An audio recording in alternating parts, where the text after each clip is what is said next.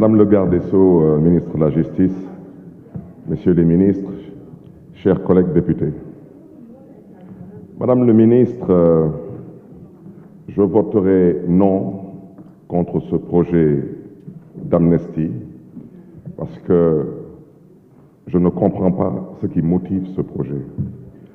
Un coup, on veut nous faire croire que c'est pour réhabiliter les acteurs politiques qui, semble-t-il, ne sont demandeurs de rien du tout. Madame le ministre, je voudrais vous dire, le maire de Dakar que je suis, vous le savez parce que vous avez été mon avocat.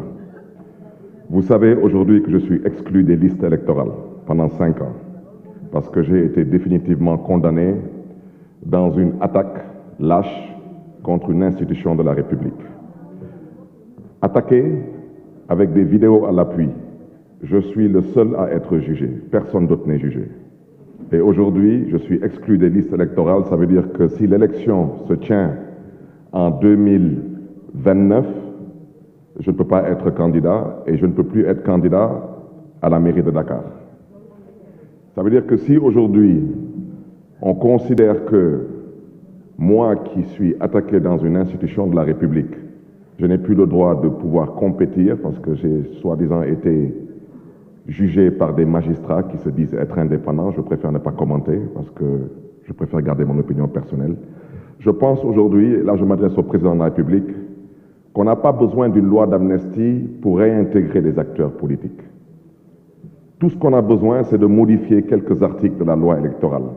Parce que tout le monde sait que les articles 29, 30 et 57 de la loi électorale ont été des articles à la limite particuliers pour cibler des acteurs politiques et les empêcher de pouvoir être candidats.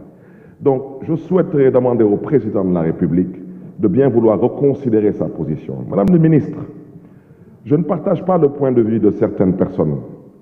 Je suis un acteur politique, un opposant, j'ai participé à presque toutes les manifestations dites violentes pendant ces 20 dernières années. Je peux vous dire ici que lors de ces dernières manifestations, de mars 2021 à peut-être 2024, j'ai été au cœur de toutes ces manifestations. Aucun leader politique n'a donné d'ordre ou d'instruction pour tuer qui que ce soit dans la rue, policiers comme manifestants. La plupart de ces manifestants, semble-t-il, auraient été tués par balle. Mais si nous devons pardonner, mais disons-nous au moins de la vérité, parce que comment oublier sans savoir? Dites-nous au moins ce qui s'est passé, parce que c'est vous qui avez fait les enquêtes. Comment pardonner sans connaître la vérité? Au moins par devoir de mémoire et par respect à toutes ces victimes. Qu'on se dise au moins des vérités.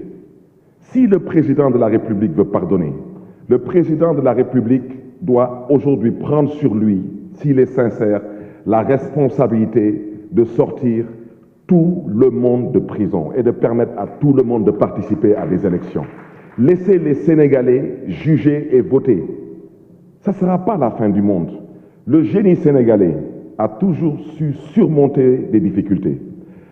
Députés du pouvoir comme députés de l'opposition, nous ne sommes que des Sénégalais. Et aujourd'hui, les Sénégalais sont confus, les Sénégalais sont tendus. Mais pourquoi le sont-ils? Mais parce que les Sénégalais réclament une élection.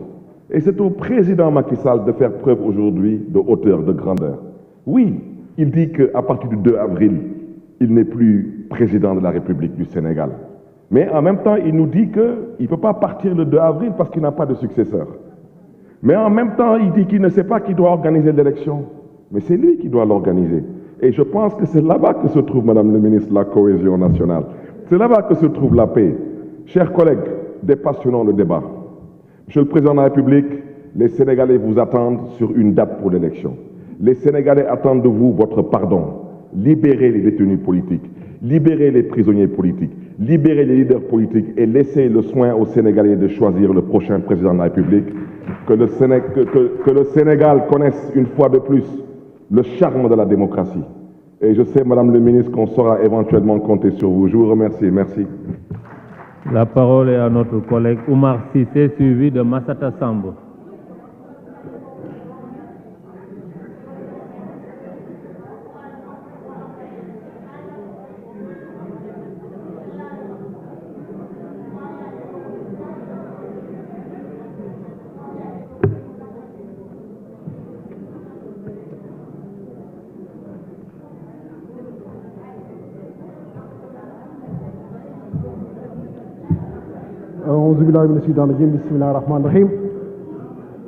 Madame le ministre, bala may tàmbali dama bëgg la am benn laaj dama doon lire article premier bi sont amnistiés de plein droit tous les faits et ainsi de suite ou ayant des motivations politiques.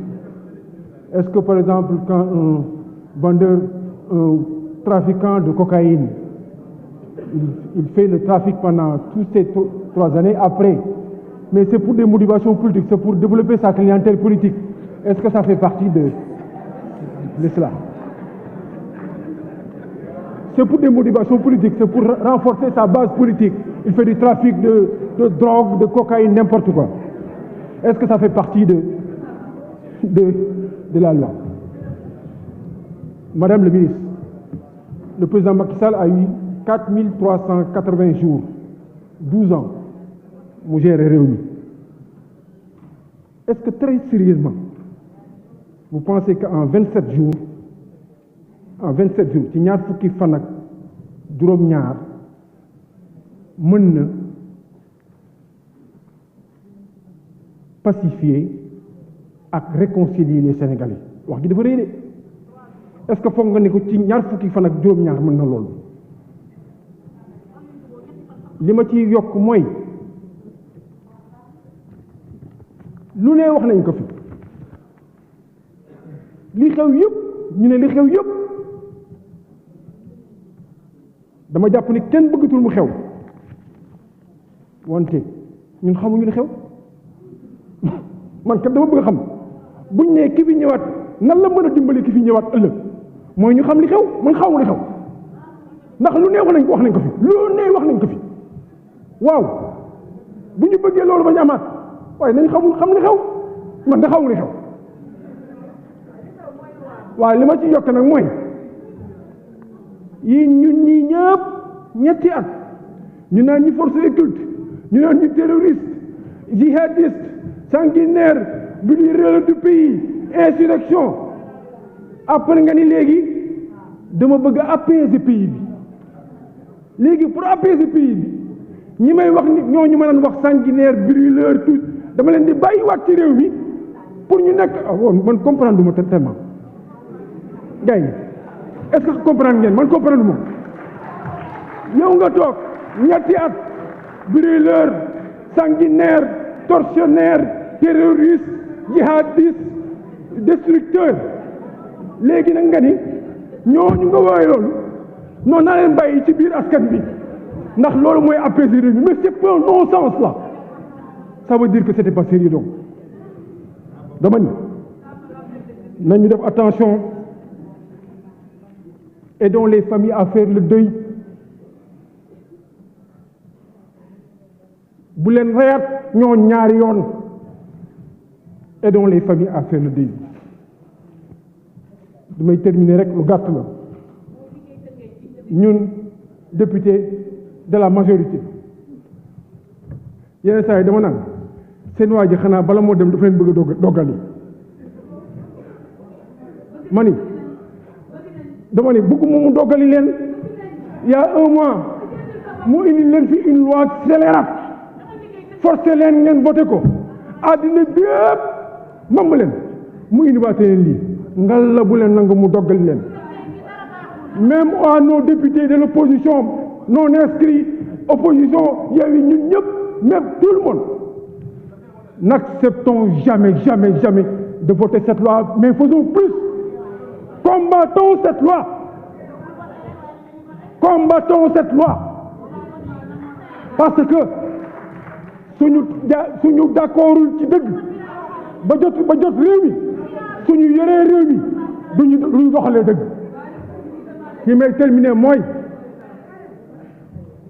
ku combattrul cette loi tu es complice de crime. Ku combattrul cette loi tu es complice de crime. Ku combattre cette loi tu es complice de crime jërë ngeen jëf